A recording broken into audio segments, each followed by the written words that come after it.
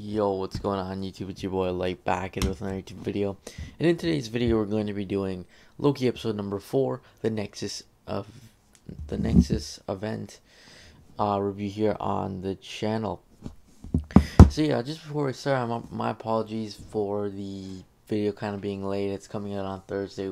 It's about a day late, my apologies. But I will be releasing this video as soon as I finish it, so I'll probably try and do it around maybe 12 o'clock p.m. So yeah, that's some good news at least. But yeah, my apologies. I had some personal stuff to do yesterday. I wasn't able to watch the episode. That's kind of the problem with these reviews, is you can't pre-record it because I do them on the day that they come out. So yeah. But anyways, enough of that. Let's get into the episode here. So, another week, another episode. This episode was called the Nexus event, so I had high hopes coming into it. I saw reviews and stuff yesterday, and I was like, damn, this episode was good. So, coming into it, I was pretty excited to see what's going on with this show, or this episode. And the first thing we see is a little girl escaping, being captured by the TVA, and pretty much escaping the TVA. That's what we're seeing, and then we're seeing Sylvie and Loki kind of talking, picking up. I think they were still on Lamentus 1 at the time, and basically talking about it. And Sylvie was basically telling Loki that she escaped, and now where she goes, there's an nexus event. So it was kind of a heartfelt moment there, kind of sad a little bit. So yeah, and then important to note as well is in terms of who is Sylvie. A lot of people have been saying Loki, and then some people are saying Enchantress. Personally, I think Enchantress too, just for the fact that she's also called Sylvie in the comics, or the second Enchantress is.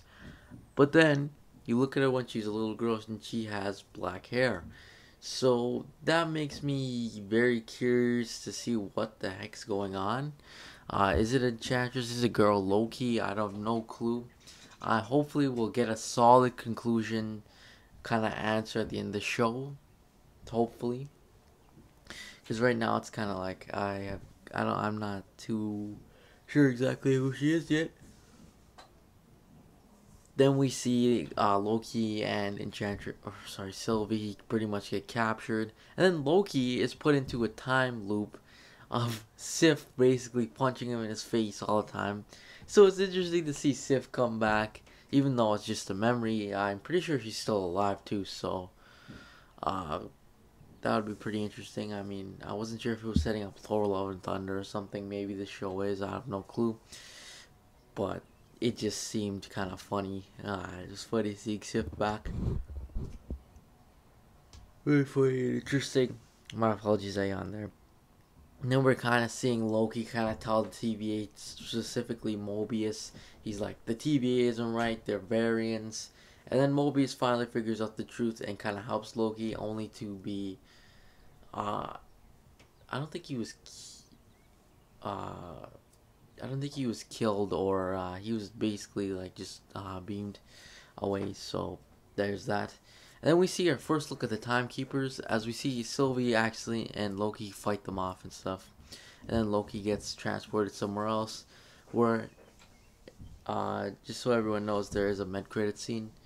So, there's a mid-credit scene, and the mid-credit scene actually shows Loki meeting the other Lokis, which is pretty interesting. I presume I'm gonna just call them the leak of Lokis, just because that's funny to say.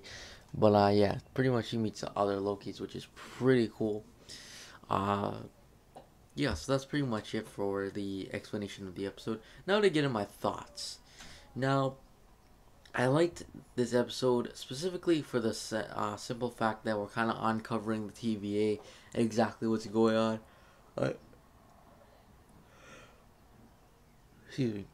Something I found very interesting is the way the Timekeepers look.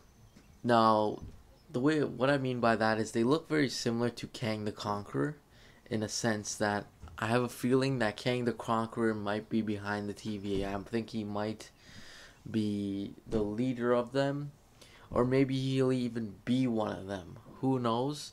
But I'm pretty sure they're probably gonna be setting up Kang the Conqueror in some sort, which I am all there for. I think he's a pretty cool villain.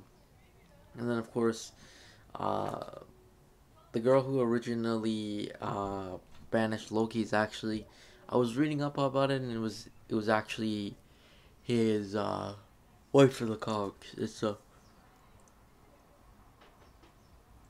my apologies. I don't know why I keep yawning, but it was his wife in the comics, which is pretty interesting in that sense. So I'm gonna try and take a guess. I mean, I don't expect Kang to come and just destroy everybody, of course, but it's gonna be interesting. Maybe they set up Kang in this show. I think that'll be pretty damn interesting. We're also seeing a lot more fight scenes, which I think is pretty good. I mean, we're kind of seeing Loki kind of understand what's going on. I think Loki's starting to become better as a character and just as like a more of an anti-hero now, especially since this is a bit of the older Loki. So that's something I really liked as well. Uh, Sylvie's kind of becoming a cool kind of anti-hero, I guess you would call it, because we're not too sure what exactly is going on with her. I mean, she seems, you get a little bit of good guy vibes off her. You kind of get bad guys, just for the simple fact that she's like going around causing problems, but at the same time, she's kind of just trying to stop the TVA, especially since they actually took her away from her family. Essentially, what the TVA just took her away, and yeah, personally, if that happened to me, I would probably do the same thing. I wouldn't even lie. The We're kind of getting it uncovered that the TVA is up to something in the show, which I think is pretty interesting. Uh, in terms of that mid-credit scene, I have no clue what to expect. I mean, it's a bunch of Lokis, I presume, because they're just like Loki. So I'm curious to see what goes on with that. I mean, could it be an army of Lokis versus the TVA? That could be very interesting. It'd be funny, huh? It looks like maybe those Lokis could be banished there just because they were like in Loki's position, but Loki's the one to break them out. This Loki, Tom Hiddleston, in a sense, the main Loki, might be up to something. But anyways, overall rating for this episode, I'll give it an easy 10 out of 10. Very good episode. Uh, can't wait for the next episode, episode number 5. We have about 2 episodes left. But anyways, that's pretty much it. Thanks for watching. Make sure you like and subscribe, and I'll see you guys next video. Peace.